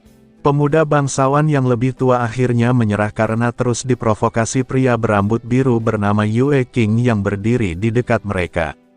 Dengan wajah dingin penuh gengsi, ia hanya memperingatkan Lily agar menjaga adiknya baik-baik karena akibat membuat marah seorang nobel tidak akan menyenangkan. Namun Lily bahkan tidak repot menoleh padanya dan langsung berjalan pergi.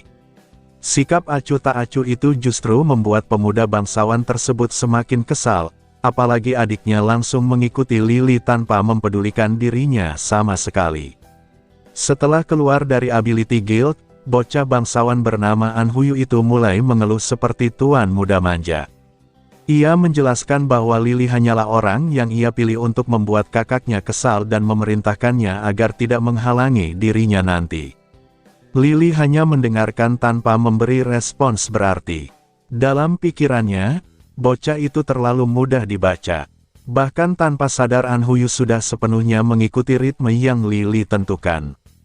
Tidak lama kemudian, Lily menyadari bahwa mereka sedang diikuti. Ia memberitahu An Huyu dengan nada datar. Bocah itu langsung kesal dan mulai memaki kakaknya karena diam-diam mengirim pengawal untuk membuntuti mereka. Dengan nada memerintah ia menyuruh Lily membantu melepaskan diri dari para pengikut tersebut. Lily menghela napas dalam hati lalu tanpa peringatan mengangkat An Huyu lewat kerah bajunya dan berlari. Asap ilusi menyebar di sekitar mereka, membuat para pengejar kehilangan jejak hanya dalam sekejap. Ketika para pengawal berhasil tiba di lokasi, kedua orang itu sudah menghilang sepenuhnya. Beberapa saat kemudian Lily melemparkan An Huyu ke tanah di area pinggiran kota yang kumuh. Bocah bangsawan itu langsung muntah-muntah sambil menangis karena diperlakukan kasar. Dengan mata merah berkaca-kaca ia memprotes kenapa Lily tidak bisa lebih lembut sedikit. Namun Lily hanya menatapnya dingin dengan mata merah tanpa emosi. Saat itu ia sempat mengetes ability miliknya dan menemukan bahwa illusory reality bisa digunakan langsung pada An Huyu. Itu berarti bocah tersebut bukan high rank. Kemungkinan besar ia hanyalah non-ability user atau low rank dari cabang keluarga bangsawan. Setelah sadar mereka sudah lolos dari pengejaran, An Huyu dengan bangga berkata bahwa Lily bisa pergi sekarang karena ia akan menyelesaikan semuanya sendiri. Namun Lily tidak pergi. Ia membiarkan bocah itu berjalan sendirian memasuki kawasan paling berbahaya di Fourway City sambil diam-diam mengawasinya dari jauh. Tempat itu dipenuhi kriminal, organisasi bawah tanah, dan orang-orang yang menculik manusia untuk dijual ke institut penelitian seperti Twinbone. Lily sebenarnya penasaran dari mana datangnya rasa percaya diri An Huyu yang ingin memburu Hei seorang diri. Awalnya An Huyu masih berjalan dengan sok tenang, tetapi semakin jauh ia masuk ke wilayah kumuh, semakin kecil keberaniannya. Ia mulai ketakutan melihat para gelandangan dan tatapan orang-orang di sekitarnya. Ketika akhirnya ia sadar tersesat, rasa paniknya semakin besar. Tidak lama kemudian 3 pria bertubuh besar berjubah biru muncul dan mengepungnya. Mereka tampak seperti anggota organisasi yang disiplin dan dingin. Meski An Huyu berteriak bahwa dirinya adalah bangsawan dan kakaknya seorang S-rank, mereka sama sekali tidak bereaksi. Salah satu dari mereka bahkan mengeluarkan jarum suntik berisi cairan misterius dan mulai mengarahkannya ke leher An Huyu. Dalam keputusasaan total, An Huyu tiba-tiba melihat cahaya perak melintas di depan matanya. Sebuah pedang panjang menembus bahu pria yang memegang suntikan dan memakukannya ke dinding. 2 pedang lain langsung menghantam 2 pria lainnya dengan presisi sempurna. Debu beterbangan sebelum akhirnya semuanya diam. Saat An Huyu mendongak, ia melihat Lily berdiri di atas dinding dengan mantel hitam berkibar diterpa angin senja. Mata merah pemuda itu dingin tanpa emosi, sementara anting biru di rambut hitamnya bergoyang pelan seperti membawa hawa dingin. Di belakangnya, 12 pedang panjang melayang di udara. Pemandangan itu terlihat begitu indah sekaligus menakutkan di bawah cahaya matahari terbenam. Namun ancaman belum selesai. Semakin banyak pria berjubah biru berdatangan dari segala arah. An Huyu langsung panik karena sadar mereka pasti telah masuk ke wilayah organisasi besar yang minimal memiliki areng. Tetapi Lily tetap tenang. Dengan satu gerakan tangan kecil saja, seluruh pedang di belakangnya melesat seperti hujan cahaya perak, menghancurkan semua musuh yang menghalangi jalannya. An Huyu hanya bisa terpaku menyaksikan pembantaian sepihak itu. Di matanya, Lily tampak seperti iblis yang berdiri di tengah matahari terbenam. Begitu semuanya selesai, An Huyu menatap Lily dengan mata berbinar dan bertanya siapa namanya. Ia lalu dengan penuh semangat meminta Lily menjadi bodyguard eksklusifnya. Ia ingin seseorang kuat yang bisa membebaskannya dari kendali kakaknya dan melindunginya bahkan dari seorang S-Rank. Namun Lily hanya menjawab dingin bahwa permainan sudah selesai. Perkataan itu membuat An Huyu langsung meledak emosinya. Ia merasa semua orang selalu meremehkannya. Sambil menangis ia berkata bahwa dirinya ingin menangkap Hei untuk membuktikan bahwa ia bukan beban tak berguna. Ia bahkan mengungkapkan rencana gilanya, mendekati Hei dengan memanfaatkan fakta bahwa dirinya bukan ability user, lalu menusuknya ketika lengah.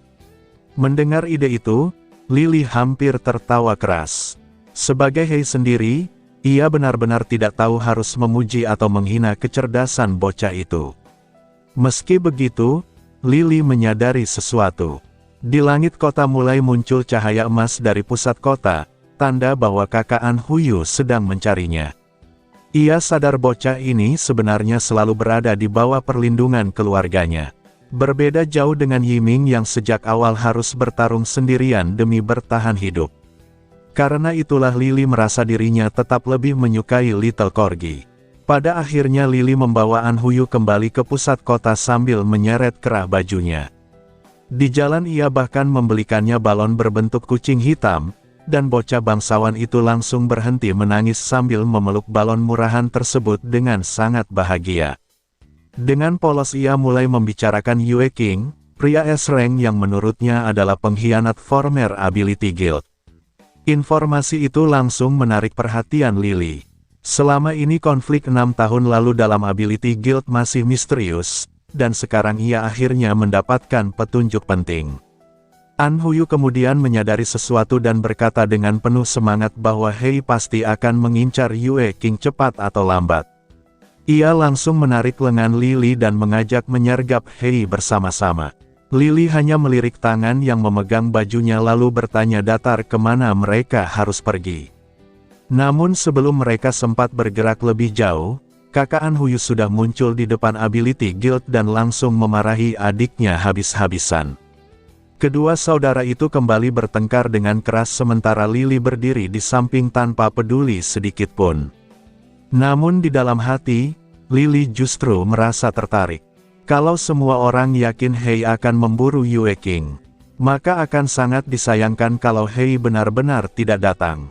Karena itulah setelah meninggalkan Ability Guild, Lily berjalan memasuki gang gelap.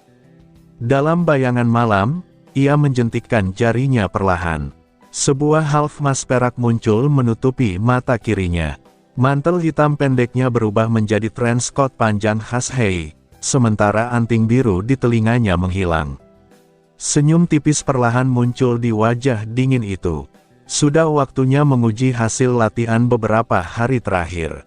Larut malam, Yue King berdiri di balkon rumahnya sambil menatap bulan.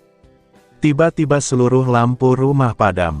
Kegelapan langsung menyelimuti villa besar itu. Angin malam meniup tirai balkon perlahan, dan di bawah cahaya bulan yang redup, Yue King merasakan sesuatu yang salah. Ketika ia berbalik, seorang pemuda asing sudah duduk santai di sofa ruangannya dengan kaki panjang disilangkan di atas meja. Mata merah di balik half mas perak itu menatap lurus ke arahnya. Pemuda itu tersenyum tipis sambil berkata bahwa Yue King sebenarnya sudah tahu namanya. Lalu dengan suara rendah penuh ancaman, ia berkata bahwa dirinya mendengar ada orang yang memasang bonti untuk kepalanya. Dan sekarang, ia datang menanyakan apakah orang itu adalah Yue King. Ketakutan Yue King akhirnya benar-benar menjadi kenyataan. Begitu melihat sosok Hei muncul di rumah pribadinya, seluruh tubuhnya langsung diliputi rasa panik yang tidak mampu ia sembunyikan sepenuhnya. Tidak ada orang yang lebih memahami betapa mengerikannya kekuatan seorang prophet selain dirinya sendiri. karena 6 tahun lalu ia pernah menjadi bagian penting dari Former Ability Guild dan menyaksikan sendiri bagaimana ramalan sang prophet selalu berubah menjadi kenyataan. Former Ability Guild mampu bertahan dan berkembang hingga menarik perhatian para bangsawan sepenuhnya berkat bantuan prophet itu. Karena itulah, sejak mendengar nama Hei muncul dalam ramalan yang baru, Yue Qing tidak pernah benar-benar bisa merasa tenang. Ketakutan itulah yang membuatnya buru-buru memasang bounty sebelum siapapun bergerak lebih dulu. Bahkan ia rela berselisih dengan An Heyu dan menjadi bahan ejekan para bangsawan lain hanya demi memastikan ancaman dari ramalan itu dimusnahkan secepat mungkin. Namun sekarang, ancaman tersebut benar-benar duduk santai di ruang tamunya sendiri. Di bawah cahaya bulan yang redup, Hei tampak seperti bayangan malam yang muncul tanpa suara. Pemuda berambut hitam itu duduk santai di sofa dengan satu mata merah menyala yang terlihat di balik half mas perak. Senyum tipis di wajahnya membawa rasa dingin yang sulit dijelaskan. Ia tampak terlalu tenang, terlalu percaya diri, seolah wilayah seorang S-Rank sama sekali tidak berarti di matanya. Awalnya Yue Qing sempat terguncang, tetapi ia segera memaksa dirinya tenang. Ia mengingat bahwa dirinya sekarang adalah seorang S-Rank, seorang High Rank sejati yang telah meninggalkan masa lalunya sebagai bawahan Former Ability Guild. Orang-orang yang dulu membuatnya tunduk semuanya telah mati, termasuk prophet itu sendiri. Dengan keyakinan itu, Yue Qing mulai mengenakan kembali topeng bangsawan palsunya dan berbicara dengan nada tenang penuh wibawa. Ia mempertanyakan keberanian Hei yang hanya seorang areng tetapi berani memasuki wilayah high rank sendirian. Namun Hei hanya mengangkat pandangan sambil tersenyum tipis. Ia balik bertanya kenapa Yue Qing terlihat begitu takut jika memang perbedaan antara areng dan S-Rank sebesar itu. Kalimat itu langsung membuat Yue Qing mulai berpikir keras. Tidak mungkin ada orang yang cukup gila untuk menantang high rank secara langsung jika benar-benar hanya areng. Bahkan battle maniak paling nekat pun tidak akan melakukannya. Satu-satunya kemungkinan adalah seluruh informasi tentang Hei salah. Saat itulah Yue Qing mulai menyadari sesuatu. Ia langsung menjelaskan bahwa keluargaan memiliki ability untuk membuka mulut orang mati dan mendapatkan informasi dari mereka. Dengan nada hati-hati, ia mencoba menggali lebih banyak tentang tujuan Hei sebenarnya. Ia mulai membicarakan kehancuran Former Ability Guild 6 tahun lalu, bagaimana semua itu menurutnya hanyalah hasil alami dari perkembangan zaman. Ia menyebut bahwa para pengkhianat seperti dirinya hanya mencari tempat berlindung yang stabil di bawah kaum bangsawan karena guild tersebut memang sudah tidak mungkin bertahan lagi setelah prophet mati dan para petinggi lama dibantai abis. Sementara Yue Qing berbicara, lili di balik identitas Hei diam-diam menghubungkan semua informasi yang ia dengar. Ia mulai memahami bahwa 6 tahun lalu Former Ability Guild mengalami kehancuran total. Para pemimpin mereka mati, prophet mereka lenyap, sementara orang-orang yang berkhianat justru naik menjadi bangsawan dan high rank. Semua potongan misteri yang selama ini tersembunyi perlahan mulai tersusun di pikirannya. Namun di balik ekspresi tenang Hei, Lily sebenarnya hampir kehilangan fokus saat mendengar kemampuan keluargaan yang bisa berbicara dengan arwah orang mati. Ia benar-benar takut hantu, kata orang mati, saja sudah cukup membuat bulu kuduknya merinding. Tetapi ia tidak punya waktu untuk memikirkan itu terlalu lama karena sekarang ia sedang menghadapi seorang S-Rank secara langsung. Lily sendiri sebenarnya sedang berjudi besar malam itu. Ia tidak benar-benar muncul tiba-tiba di rumah Yue Qing seperti yang terlihat.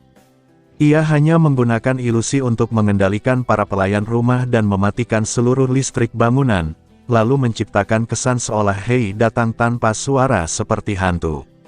Semua itu dilakukan demi memainkan psikologi Yue Qing. Dan ternyata berhasil. Yue Qing mulai ragu pada penilaiannya sendiri. Sementara waktu menuju tengah malam terus berjalan, Lily memutuskan bahwa dalam beberapa menit tersisa ia harus membuat Yue Qing yakin bahwa Hei hanyalah seorang areng ilusionis, lalu kabur sebelum semuanya berakhir buruk.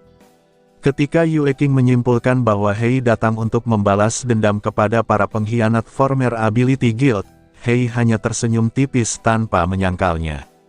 Tepat saat itu, Yue King menyerang lebih dulu. Tanah langsung membeku dan es raksasa meledak dari bawah, menghancurkan seluruh rumah dengan suara menggelegar. Frost putih menyelimuti area sekitar sejauh mata memandang. Namun sosok Hei menghilang tepat sebelum serangan itu mengenainya. Yue King langsung tertawa dingin dan menyimpulkan bahwa Hei memang tidak benar-benar hadir di sana. Semua itu hanyalah pantom hasil ability ilusi.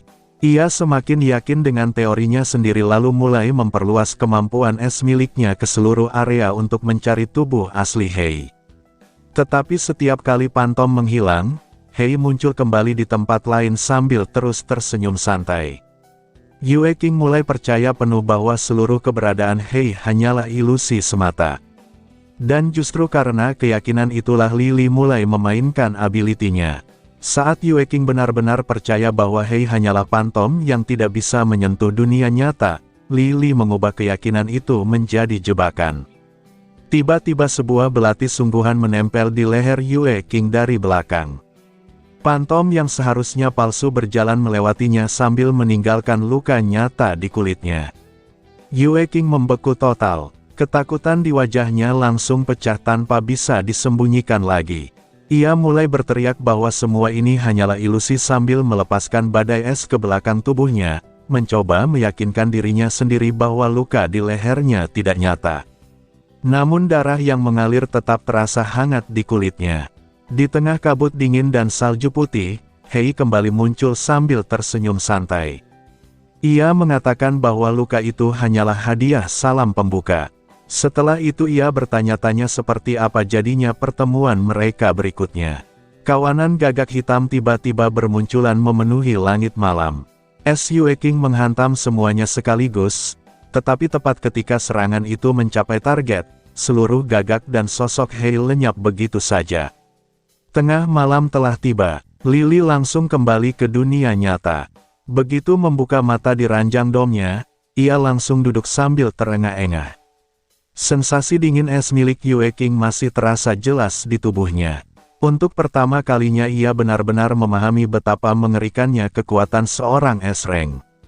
Bahkan Yue Lan tidak ada apa-apanya dibanding Yue King. Namun meski hampir gagal, Lily merasa eksperimennya malam itu sukses besar. Ia berhasil membuat Yue King percaya bahwa Hei hanyalah areng ilusionis. Lebih penting lagi, sekarang orang-orang akan mulai percaya bahwa pantom Hei bisa memberikan serangan nyata. Dengan begitu, ability illusory reality miliknya akan menjadi jauh lebih berbahaya di mata lawan. Saat ia masih mencoba menenangkan napas, roommate-nya tiba-tiba membuka tirai ranjang dan bertanya apakah Lily terlalu bersemangat untuk Comic-Con sampai tidak bisa tidur. Lily langsung kembali ke ekspresi normalnya dan ikut bercanda seolah tidak terjadi apa-apa. Namun di dalam pikirannya, ia masih terus mengulang satu hal. Kemampuan keluargaan berhubungan dengan orang mati. Dan itu berarti cepat atau lambat, ia mungkin harus menghadapi sesuatu yang menyerupai hantu. Karena itulah, secara tiba-tiba Lily mengajak roommate-nya pergi ke Haunted House setelah Comic-Con nanti sebagai latihan mental darurat. Roommate-nya yang penakut langsung ragu, tetapi akhirnya setuju selama Lily mau melindunginya. Beberapa jam kemudian, roommate-nya membangunkannya pagi-pagi sekali untuk bersiap pergi ke Comic-Con. Masih setengah mengantuk dan menikmati rasa aman dunia nyata, Lily membiarkan dirinya duduk diam sambil dirias oleh roommate-nya. Namun ketika ia mulai sadar sepenuhnya dan melihat meja penuh kosmetik, sebuah kesadaran langsung menghantam kepalanya. Bukankah sejak awal ia sudah bilang kalau dirinya tidak akan cosplay? Lily awalnya membayangkan hari Comic-Con akan berjalan santai. Ia hanya ingin memakai makeup tipis, pakaian biasa, lalu berjalan-jalan melihat booth dan membeli beberapa barang bersama roommate-nya.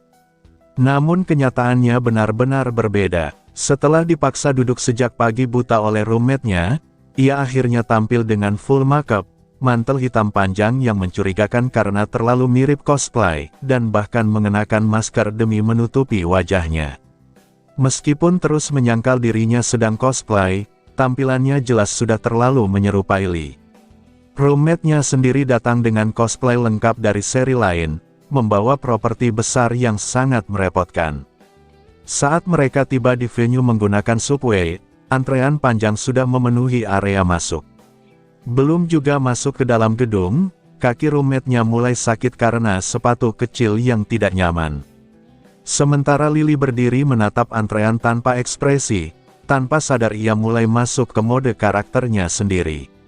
Dengan nada dingin khas Lee, ia mengatakan bahwa roommate-nya harus bertahan karena jalan ini harus dilalui sendiri dan ia tidak akan menggendongnya. Alih-alih tersinggung, roommate-nya justru langsung menjerit kegirangan sambil mengatakan bahwa itu benar-benar sangat in karakter. Reaksi itu membuat Lily hanya bisa menatapnya dengan ekspresi aneh, seolah baru sadar bahwa gadis yang tinggal sekamar dengannya ternyata memiliki sisi yang sangat aneh. Namun pada akhirnya ia tetap membiarkan roommate-nya bertingkah sesuka hati. Begitu mereka berhasil masuk ke venue, hawa panas langsung menyergap karena pendingin ruangan belum dinyalakan.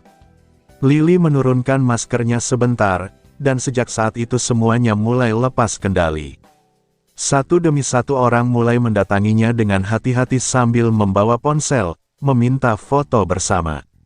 Awalnya hanya beberapa orang, tetapi lama-kelamaan jumlahnya terus bertambah. Orang-orang terus memanggilnya Lee. Mereka mengatakan bahwa dirinya terlalu mirip dengan karakter itu, terlalu cocok, bahkan auranya terasa seperti benar-benar keluar dari manga. Ada yang memintanya memanggil mereka, Good Doggy, ada yang memuji penampilannya sambil histeris, bahkan ada yang langsung menyebutnya sebagai suami mereka. Lily yang berdiri di tengah kerumunan hanya bisa menatap sekeliling dengan ekspresi dingin sambil bertanya pada roommate-nya apakah orang-orang di sana tidak terlalu banyak. Namun roommate-nya hanya tertawa sambil merekamnya menggunakan kamera ponsel, sama sekali tidak merasa situasinya aneh. Melihat kerumunan yang semakin membesar, Lily akhirnya memilih kabur. Dengan refleks dan kemampuan gerak yang ia latih selama beberapa hari sebagai bounty hunter, ia langsung menyelinap melewati kerumunan dan mulai berlari menuju toilet venue. Orang-orang di belakang langsung mengejarnya sambil berteriak histeris. Seluruh venue mendadak berubah seperti adegan pengejaran absurd. Lily yang berlari di depan merasa dirinya seperti apel yang digantung di depan sekelompok orang kelaparan. Jeritan, Lee lari, dan husband tunggu terus terdengar di belakangnya. Bahkan roommate-nya yang sudah kehabisan napas hanya sempat mengirim voice message, memperingatkan bahwa toilet Comic Con adalah tempat berkumpulnya para cosplayer dan menyuruh Lily menghafal word building karakter yang ia kirimkan. Berdiri di depan wastafel toilet sambil membaca pesan itu, Lily hanya bisa mengetik 3 titik sebagai balasan. Sementara itu, forum Extreme Black and White langsung meledak karena kemunculan Lee di Comic Con. Sebuah thread tentang cosplayer Lee yang sangat in karakter naik dengan cepat ke halaman utama. Orang-orang memuji aura dingin Lily, kaki panjangnya, ekspresinya, bahkan ahoge di kepalanya yang dianggap terlalu sempurna untuk ukuran manusia nyata. Banyak yang mengatakan bahwa dirinya jauh lebih memukau secara langsung dibandingkan di foto. Jiang Lan yang sedang membantu menjaga booth temannya awalnya tidak terlalu peduli dengan thread tersebut. Ia merasa tidak mungkin ada manusia sungguhan yang bisa benar-benar menyamai aura karakter manga. Namun ketika tanpa sengaja melihat Lily berjalan melewati booth, ia langsung terpaku. Mantel hitam itu berkibar ringan, langkah panjangnya terlihat alami, dan saat Lily menoleh sambil memperlihatkan senyum kecil ke arah belakang, Jiang Lan merasa seolah karakter manga benar-benar keluar ke dunia nyata. Ia bahkan sampai meninggalkan booth temannya dan langsung mengejar Lily. Sepanjang acara, Lily juga bertemu banyak cosplayer lain dari Extreme Black and White, termasuk Yiming, Yu Xiao, bahkan Hei. Cosplayer Hei yang juga seorang perempuan langsung bersemangat ketika melihatnya dan meminta foto bersama dengan pose tertentu. Dalam pose itu, Hei berdiri di belakang Lee sambil memegang wajahnya, sementara Lee mendongak ke atas. Setelah selesai berfoto, roommate Lily menyimpan salinan fotonya sambil tertawa puas. Hari itu akhirnya berakhir setelah venue ditutup. Lily dan roommate-nya keluar bersama kerumunan lalu langsung duduk kelelahan di luar gedung. Roommate-nya bahkan sudah tidak sanggup menapak karena kakinya terlalu sakit. Lily sendiri menatap langit jingga sambil berkata bahwa pengalaman hari ini terasa lebih menakutkan daripada kabur dari pengejaran di Manga World. Namun di balik semua kelelahan itu, Lily justru merasa sangat nyaman. Duduk di bawah cahaya matahari senja, mendengar roommate-nya membahas mau makan apa malam ini, membuatnya merasa benar-benar hidup di dunia nyata. Ia menyukai suasana sederhana seperti itu jauh lebih dari apapun. Malam harinya, setelah makan barbecue bersama roommate-nya dan kembali ke dom, Lily langsung naik ke tempat tidur sambil menunggu tengah malam tiba. Tidak lama kemudian sistem kembali aktif dan membawanya menuju Manga World. Kali ini ia muncul di gang dekat Ability Guild, jauh dari Yue King. Saat membuka mata, ia masih bisa merasakan hawa dingin dari pertarungan melawan S-Rank malam sebelumnya. Namun kali ini ia mencoba menggunakan ability-nya pada dirinya sendiri. Ia memanipulasi ilusory reality untuk mengubah seluruh luka dan rasa dingin yang ia alami menjadi sesuatu yang palsu. Dan berhasil. Dalam sekejap, rasa dingin itu menghilang seluruhnya. Lily tersenyum kecil. Ia merasa pemahamannya terhadap ability miliknya meningkat drastis. Dunia manga yang ia tinggali terasa seperti ilusi, sedangkan dunia nyata tempat ia kembali adalah realitas. Pemikiran itu membuat kemampuan ilusory reality miliknya berkembang lebih jauh. Ia langsung menyadari jangkauan ability-nya mulai meluas. Dari awalnya hanya sekitar 200 meter, kini area pengaruhnya berkembang hingga hampir 1000 meter. Ia juga merasakan kontrolnya terhadap pantom dan manipulasi realitas menjadi jauh lebih stabil. Tanpa sadar, rank ability-nya telah naik menjadi B-rank. Dengan penuh kepuasan, Lily langsung mengganti penampilannya kembali menjadi Lee Baige. Half Mask Hei menghilang, mantel hitam berubah bentuk, dan anting biru kembali muncul di telinganya. Ia kembali menjadi bounty hunter dingin yang selama ini beroperasi di Four Way City. Keesokan harinya, seluruh Four Way City ramai membicarakan pertarungan besar yang terjadi di pinggiran kota malam sebelumnya. Bahkan di Ability Guild, para bounty hunter terus membahas gempa dan hawa dingin yang menyebar hampir sampai pusat kota. Namun tidak ada yang tahu bahwa penyebabnya adalah pertarungan antara Yue King dan Hei. Di tengah percakapan itu, Lei Kaile kembali menghampirinya sambil menawarkan informasi baru. Ia memberitahu bahwa sebuah villa milik bangsawan runtuh total malam sebelumnya dan kemungkinan besar pelakunya sedang diburu. Ia bahkan menyebut orang tersebut sebagai hero. Mendengar itu, Lily hanya menerima pujian tersebut diam-diam dalam hati. Namun masalah lain segera muncul ketika An Huyu kembali muncul di depan Ability Guild sambil memanggilnya dengan penuh semangat. Pemuda bangsawan itu terus mengoceh tentang bagaimana teorinya ternyata benar karena Hei benar-benar menyerang Yue King. Ia bahkan mulai menyusun rencana baru dengan percaya diri, mengatakan bahwa mereka hanya perlu mengikuti Yue King lalu mencuri kesempatan saat Hei dan Yue King bertarung. Lily hanya menatapnya tanpa berkata apa-apa. Ia mulai benar-benar tidak mengerti bagaimana otak pemuda itu bekerja. Alih-alih meladeni An Huyu, Lily langsung mengambil misi baru dan pergi begitu saja, meninggalkan pemuda bangsawan itu yang hampir menangis karena diabaikan. Belakangan malam itu, Ability Guild akhirnya membuka pendaftaran untuk misi tim S-Rank memburu Hei. Lily yang mendengar pengumuman itu langsung tertarik, tetapi poin miliknya masih belum cukup untuk mendaftar. Ia hanya bisa terus mengumpulkan poin sambil melatih ability-nya. Ketika kembali ke dunia nyata malam itu, Lily awalnya mengira update manga terbaru tidak akan melibatkan dirinya karena belakangan ia tidak bertemu Yiming sama sekali. Namun saat membuka forum, ia langsung melihat thread tentang dirinya di Comic Con dan thread lain yang membahas Hei. Merasa ada sesuatu yang aneh, ia segera membuka chapter terbaru manga. Dan benar saja, chapter terbaru memperlihatkan pertarungannya dengan Yue King. Di panel hitam putih itu, Hei duduk santai di sofa dengan cahaya bulan menerangi separuh wajahnya, lalu menatap Yue King sambil berkata bahwa ia mendengar ada orang yang memasang bounty untuknya. Tatapan merah itu seolah menembus langsung keluar panel manga menuju para pembaca. Dan sekali lagi, Hei tampil dengan aura yang terlalu tajam, terlalu percaya diri, dan terlalu berbahaya.